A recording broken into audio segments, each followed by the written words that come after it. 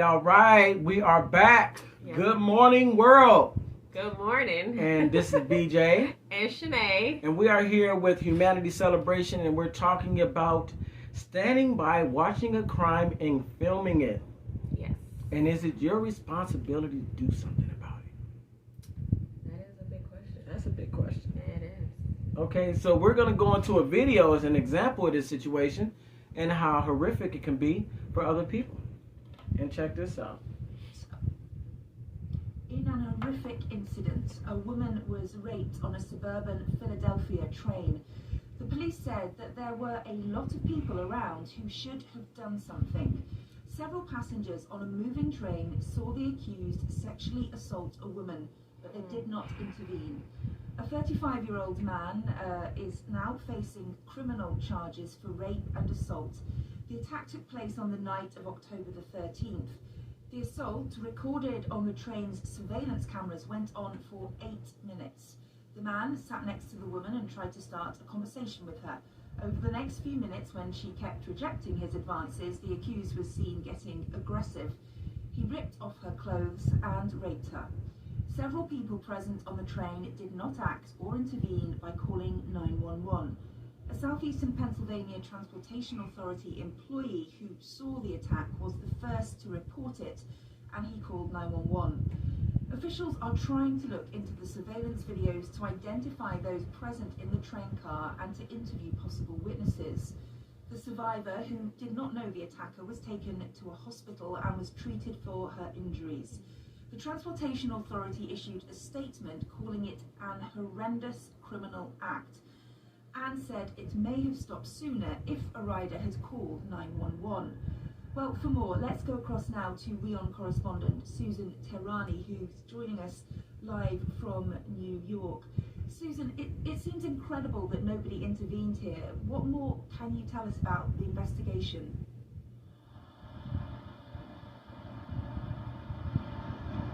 So this man was homeless. He is in custody. As you mentioned, he has been charged with aggravated assault and rape. We don't know who his lawyer is. He will be assigned with a lawyer, and he's in custody. Criminologists generally say that there are several reasons why people don't intervene. One of them is fear of retaliation. The other one is they hope that other people will intervene.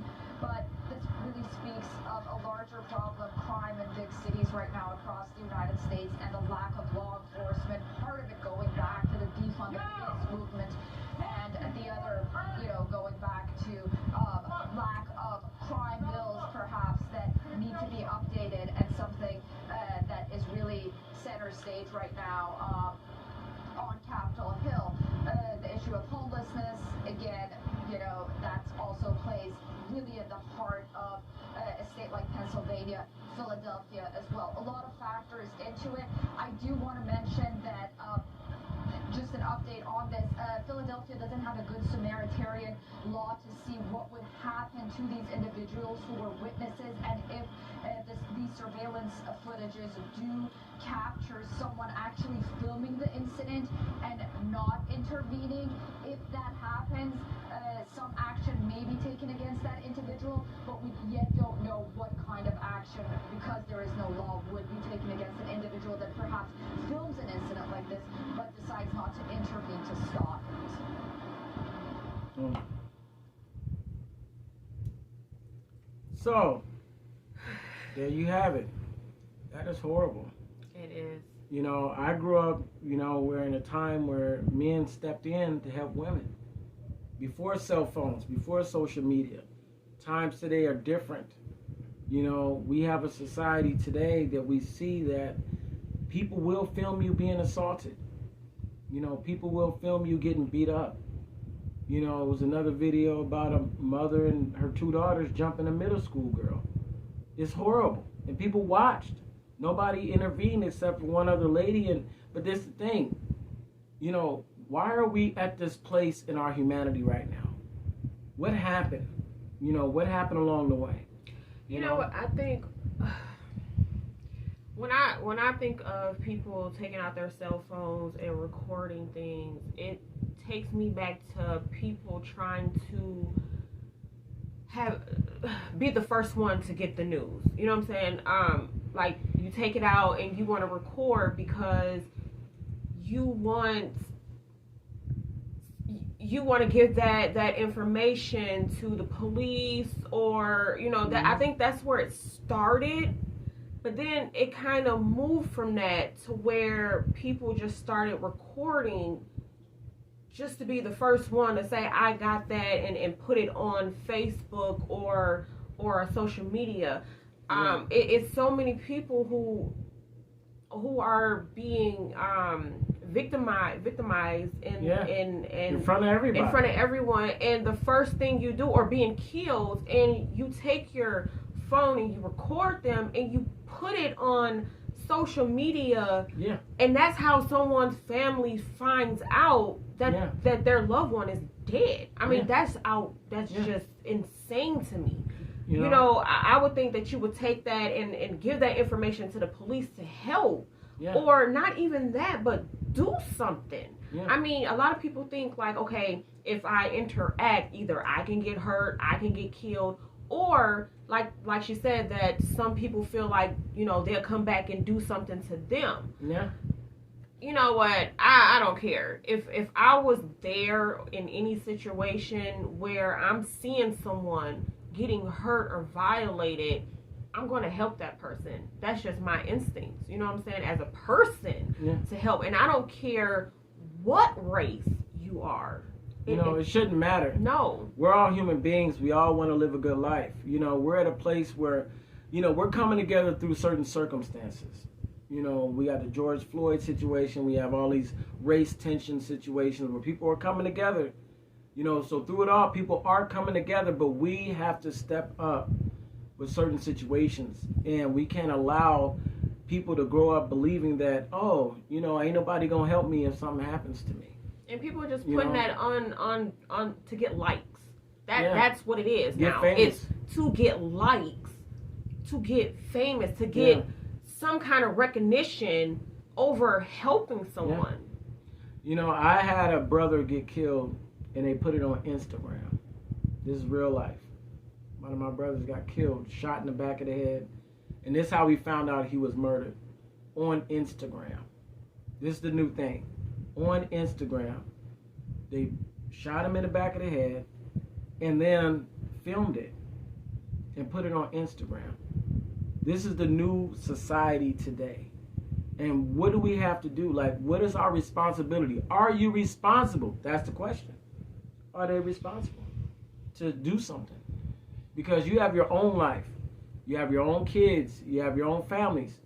My only answer to that is, if that was you, what would you want somebody to do for you? Or your child. Yeah. Who And if get you're beat a woman, up by another child. Or two kids and their mother. Jumped in front of everybody. Broad daylight.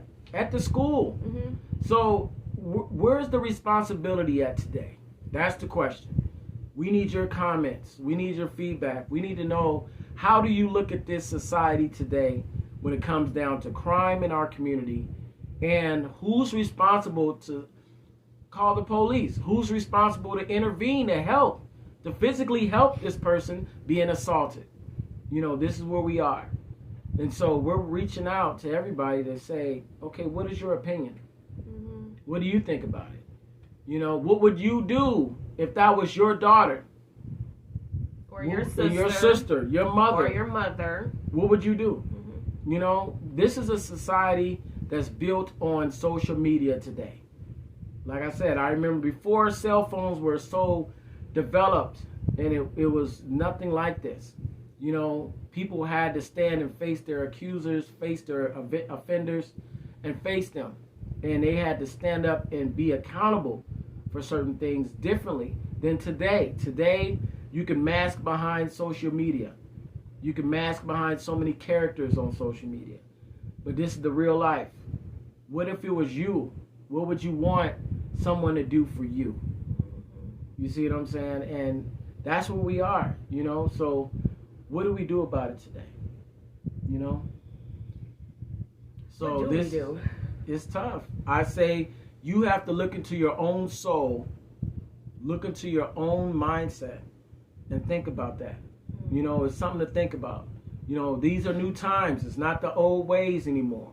I remember back in the old days, you know, before guns was really, you know, people going out just shooting because you bumped into them or, you know what I'm saying, you just whatever. It people was, knuckled up. okay, fought it out, we gonna fight one-on-one. And then after that, they, you know, gave dap and they respected each other and they walked away. It's not like that It's not like that today. People want to get famous off of violence. And this is the new society. So what do we need to do as people, as humanity? How can we overcome these things? We have to understand that you are human, just like everybody else. And you want somebody to do for you as you do for other people. Yeah. You know? So, you know, this is it. Another episode, another day, man. You know? But not to get so sad about the situation, but it's tough. You know? But it is sad. It's horrible. All of it is sad. It's horrible. It's horrible. So, you know, this is BJ. And Shanae. And this is another episode of Humanity Celebration. And we're trying to build humanity one phase at a time and one perspective at a time. Yes. All right? You have a blessed day.